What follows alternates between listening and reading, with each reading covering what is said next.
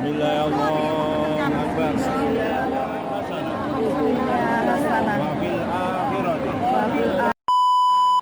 Ada banyak kejadian hikmah terjadi kepada jemaah di kota suci Mekah. Kisah para muslim yang telah melaksanakan haji dan umroh selalu membawa hal yang menarik. Teguran Allah untuk setiap hambanya menjadi hal pasti terjadi di tanah kelahiran Nabi itu. Mulai dari teguran halus sampai dengan cara yang kasar. Kota tempat Ka'bah berdiri itu menjadi arena pembersihan jiwa dan raga bagi siapa saja yang menunaikan ibadah di Mekah. Pengalaman spiritual kerap dirasakan oleh sebagian orang yang telah memenuhi panggilan Allah ke rumahnya. Pengalaman yang begitu membekas seumur hidup di hati mereka. Ini cerita tentang seorang jawara asal pantai utara Pulau Jawa.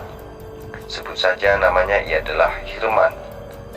Ia adalah seorang pegawai negeri sipil yang dikenal dengan sosok temperamental. Masyarakat kerap menjulukinya sebagai seorang jawara di daerahnya. Namun suatu ketika, Herman berkesempatan untuk menunaikan ibadah haji. Setelah selesai menjalankan tugasnya sebagai PNS, Herman sering diberi tanggung jawab untuk menertibkan warga sekitarnya dari segala hal yang mengganggu, mulai dari urusan kebersihan, keamanan, hingga sesuatu yang terkait bukan pada tempatnya. Wajar dirinya menjadi seorang yang cukup disegani. Sehari-harinya Herman selalu melakukan belusukan. Kegiatan ini telah menjadi rutinitasnya sehari-hari di luar pekerjaannya sebagai pegawai negeri sipil. Namun, siapa sangka ternyata Herman memiliki cita-cita yang sangat mulia, yaitu ingin memenuhi panggilan Allah Subhanahu wa Ta'ala atau haji. Dirinya tak merasa malu meskipun disandang sebagai seorang jawara dan PNS golongan rendah. Keinginan untuk pergi haji sudah sangat kuat di hatinya. Impiannya untuk naik haji tidak hanya niat belaka. Dia selalu konsisten dengan ikhtiarnya memperbaiki diri. Untuk itu dirinya berusaha keras untuk mewujudkan cita-citanya. Herman selalu menyisihkan uangnya untuk bekal ongkos naik haji. Ia tak peduli dengan penghasilan dari gaji PNS-nya yang sangat pas-pasan itu. Keyakinannya hanya satu, Herman ingin ke Mekah. Falsafah sedikit-dikit lama-lama menjadi bukit. Tabungannya itu akhirnya telah cukup untuk ongkos naik haji. Uang yang ia simpan dalam bentuk tabungan haji itu membuatnya terdaftar sebagai salah satu jemaah haji Indonesia yang akan terbang ke Arab Saudi bersama ratusan ribu jemaah haji lainnya. Waktu keberangkatan kian dekat, Herman sangat girang, walaupun tanpa ditemani sang istrinya. Tambah bersyukur lagi karena saat itu warga di desanya masih banyak yang belum menunaikan ibadah haji. Karena itulah, ia merasa hal ini merupakan kesempatan langka. Sebagaimana umumnya calon jemaah haji Indonesia, Herman juga menggelar walimatus safar di rumahnya dengan mengundang ustadz dan para tetangga. Sebagian tetangga juga tak dapat menyembunyikan rasa bangga terhadap Herman tersebut. Kesannya adalah melalui Herman, tokoh desa mewakili mereka dalam berhaji. Tiba di tanah suci, Herman mengalami pengalaman spiritual yang begitu membekas di hatinya. Kisah ini ia ceritakan kepada seorang ustadz muda di lingkungannya. Sebut saja Ustadz Khusyairi. Sang ustadz seringkali menyampaikan kisah ini dalam khotbahnya di setiap kesempatan. Kejadian unik pertama saat Herman, sang jawara kampung itu, tiba-tiba sempoyongan seperti ada orang yang secara sekelebat memukulnya dari sisi samping. Setelah ditoleh di sekeliling, ternyata tidak ada satupun yang memukulnya. Ini ia alami di Mekah dan Madinah. Herman menghitung Setidaknya ia mendapat kurang lebih 20 pukulan.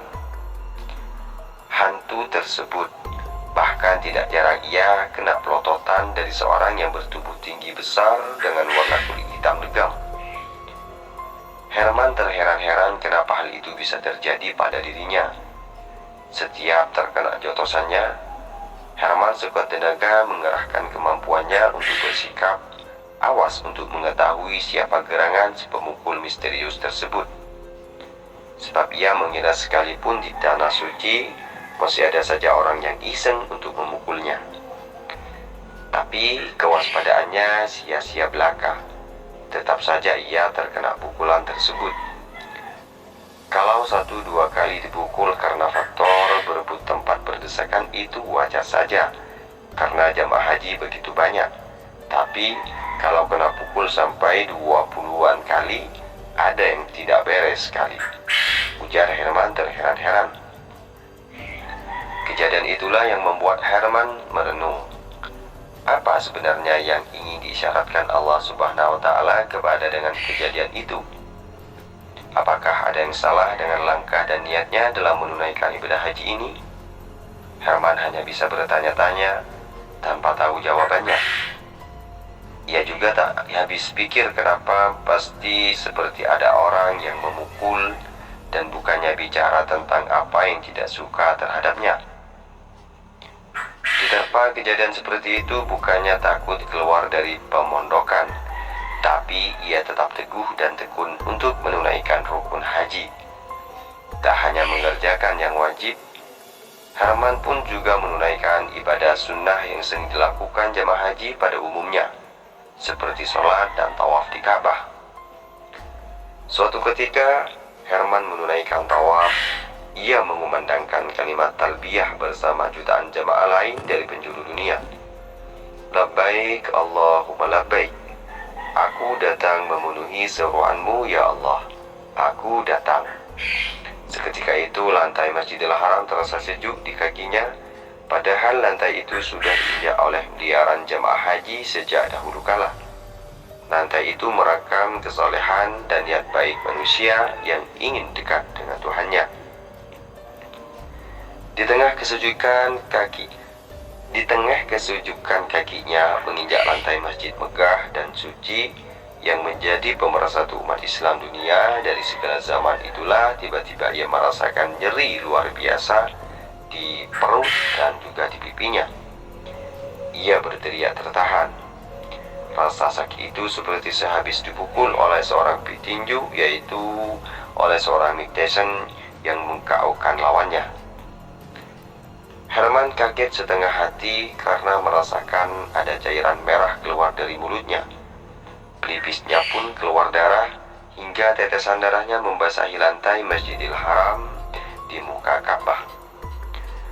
Herman kemudian menyingkir dari kerumunan jamaah, lalu terduduk pucat di tempat yang menurutnya cukup aman dari risiko terinjak-injak kaki para jamaah yang melakukan tawaf tersebut. Ia tak mengerti apa yang menimpanya. Sungguh tak mungkin orang yang kenal dengan dirinya di Makkah ini melakukannya. Dengan mata nanar, Herman menatap satu persatu jamaah yang serius melaksanakan tawaf, sambil satu tangan memegang perutnya dan satu tangan lainnya mengusap pelipisnya yang berdarah. Orang-orang yang ada di sekitarnya juga seperti tak terlalu memperhatikannya. Mereka tetap berjalan memutar menunaikan tawaf. Herman menarik nafas dalam-dalam sambil sesekali memejamkan matanya dalam kebingungan dan kepedihannya. Ia berujar pelan menyebut nama Allah. Saya pasrah ya Allah, saya pasrah atas apa yang Engkau timpakan padaku. Aku berserah diri kepadamu, ujar Herman diri sambil menahan sakit tersebut. Saat itulah tiba-tiba ada seorang kakek yang menghampirinya. Kakek itu memperhatikan luka Herman yang sudah terduduk lemas. Sesaat kemudian, kakek itu menyerahkan sebuah botol air kepadanya. Ini air Zam-Zam. Usaplah luka di pelipismu dengan air ini dan juga perutmu itu. Insya Allah, Allah akan memberi kesembuhan, ujar sang kakek dengan nada pelan. Lalu Herman menuruti apa yang disarankan oleh sang kakek tersebut. Ajaibnya, secara perlahan rasa sakitnya pun reda. Bahkan luka di pelipisnya seperti merapat dan darah tak lagi mengalir dari luka itu. Hingga akhirnya Herman merasakan sembuh total. Dengan luapan gembira, ia mengucap tahmid berulang kali, tanda syukur. Saat itulah Herman tersadar akan kakek yang menolongnya tadi, dan ternyata sudah tak ada lagi di hadapannya. Sesampai ke tanah air, ia masih tak mengerti akan kejadian yang menimpanya itu. Herman hanya merasa bahwa saat peristiwa yang menimpanya adalah ujian dari Allah dalam proses pertaubatan hidup. Beberapa waktu kemudian, ia baru teringat pernah memukul seorang tukang becak di pasar yang lokasinya tak jauh dari rumahnya. Ketika itu, yang sedang Herman mengendari motor Vespanya mau berbelok, tiba-tiba muncul becak yang sebenarnya posisi becak tersebut dalam posisi benar. Hanya kecepatan motor yang dikendarai Herman cukup kencang, hingga motor yang ia tunggangi menyerempet tukang becak tersebut. Apalagi rem motornya kurang baik. Brak, Herman terjangkang jatuh. Pembawaan Herman yang saat itu memang punya temperamental tinggi, bukannya meminta maaf, tapi malah memarahi tukang becak tersebut.